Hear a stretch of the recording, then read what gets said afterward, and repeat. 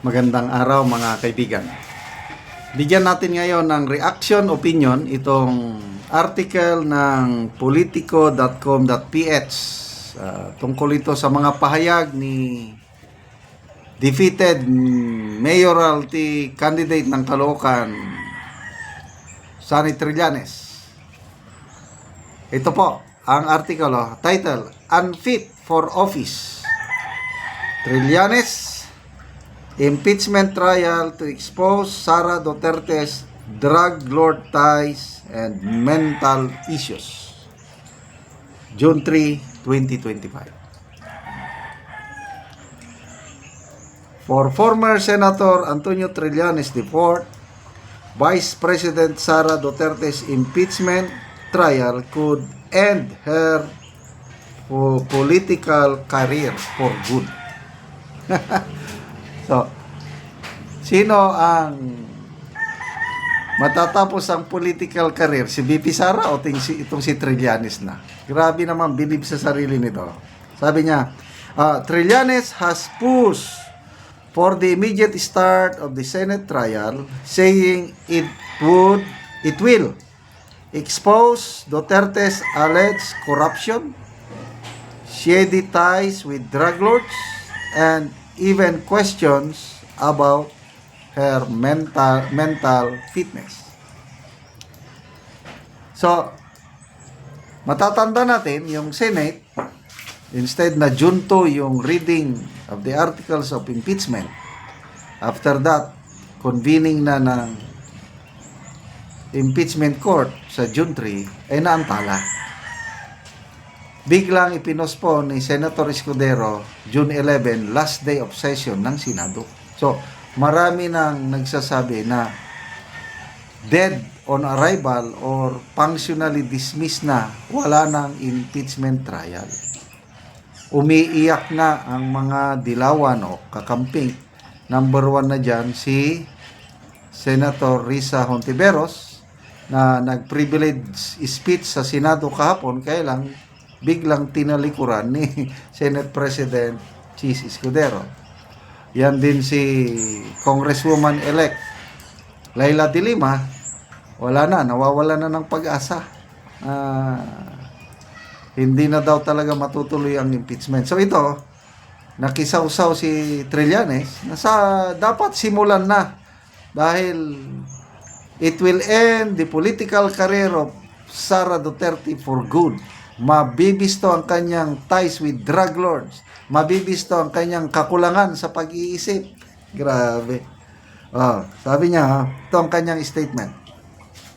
Ang impeachment trial ni Sara ay napaka-importanting matuloy dahil dito makikita ng taong bayan na siya ay isang magnanakaw, tumatanggap ng pera sa drug lord, at may diferensya sa pag-iisip. Yan po ang inilagay ni Trillanes sa kanyang Facebook post. So, dagdag pa niya, dahil dito, hindi siya karapat-dapat na makahawak ng kahit na anong pwesto sa gobyerno.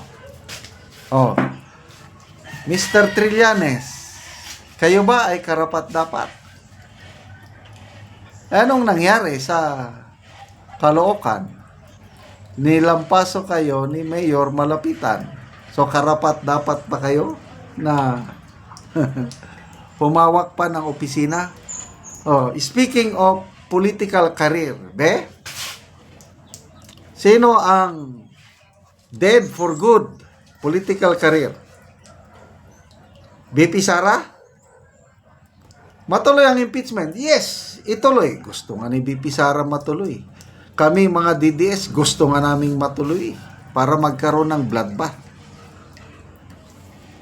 So pag natuloy ang impeachment trial, it's a numbers game. I don't know kung alam ni Mr. Trillanes na siyam lang na senador ang kailangan na bumoto para sa acquittal ni VP Sara. Ilang senador na ang siguradong boboto sa acquittal? Alam ba ito ni Mr. Trillanes? o nagmaang-maangan lang? Wala na talaga. Sabi nga ni Senator Amy, talo na sila. Kasimple, ganyan kasimple. 19 congressman o 28 congress, talo na sila. O, ganon din si Senator-elect Marcoleta. Lintek lang ang walang ganti. Humanda na kayo. Hindi nyo matatanggal si BP Sara. She will remain Vice President. Yan po ang katotohanan. Mr. Sonny Trillanes. Oh. After impeachment, what's next?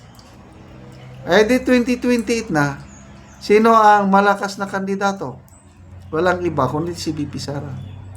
Yung mga pinaka latest presidential survey, number 1 palagi si BP Sara. Oh, sino ngayon ang dead ang political career? BP Sara o Mr. Trillanes? Pagkatapos niyong natalo sa Caloocan, ano ang susunod na tatakbuhan kaya ni Mr. Trillanes? Congressman, saan kaya? O senador? O bring it on. So, makikita natin sino na ang patay ng political career. Trillanes previously pushed for the impeachment of Duterte, saying she must be held accountable for 4 alleged crimes, including allegedly accepting drug money and issuing a kill threat against President Marcos Jr. So, good luck na lang kay Mr. Sonny Trillanes. Sana matuloy. Ang daming nag-aabang na mga Duterte supporters na matuloy na ang trial para makapanood kami ng bloodbath. Sinong tatakutin nyo? We have enough senators na mag-acquit kay BP Sara. Kaya hindi kami takot sa impeachment trial na yan. Bring it on. Bring it on. Ang problema, kung ayaw na ng mga senador, anong magagawa namin? Okay, salamat mga kaibigan sa inyong pagsubaybay sa ating channel. Nakakatulong kayo ng malaki sa Tribong Talandig ng Bukidnon dahil ang sweldo po natin sa channel na ito is pantulong natin sa tribo.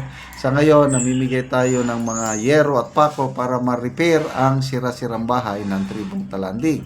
Meron din tayong livelihood assistance program sa kanila. Nagpapatanim tayo ng saging lakatan. Panoorin nyo ang video na ito. Una namong tanom nga saging lakatan nga namunga nga wala sukad ginabunuhan. So tungod kay hinlo namunga gyud tungod kay maayo ang yuta dinhi sa amoa. O karon atong bisitahon ang among tanom nga lakatan nga ginaabunuhan og karon mga dagko na gyud. Og karon mo na ni ang among saging nga ikaduha nga among tanom saging lakatan nga ginaabunuhan og karon mga dagko na gyud hapit na pod mangunod tungod kay sige og kaabuno ani gawas nga padayon mi ani sa paghinlo, pag spray og pag-abuno. So dali ra gyud ni iya ha mangunod og mga dagko na gyud. Ug karon nagahinno na pod mi sa among saging lakatan aron nga dali ra gyud siya mamunga og hinlo.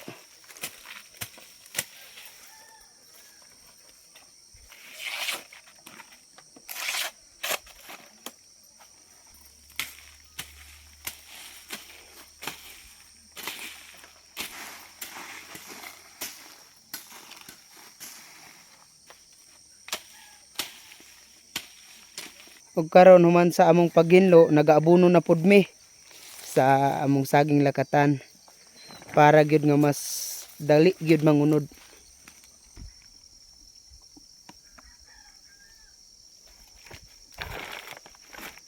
Ug karon human sa among paghinlo og sa pag-abono mag-spray na pud mi sa among saging lakatan. Ay amo gyud ning atimanon og maayo para nga sa among pag-harvest. Dali ra gid mi ani maka-harvest kung mangunod og dali among saging lakatan. Muna ni ang among ga-spray ang puradan para pampatay sa insekto. Para gid nga mas maayo pa ang tubo sa among saging.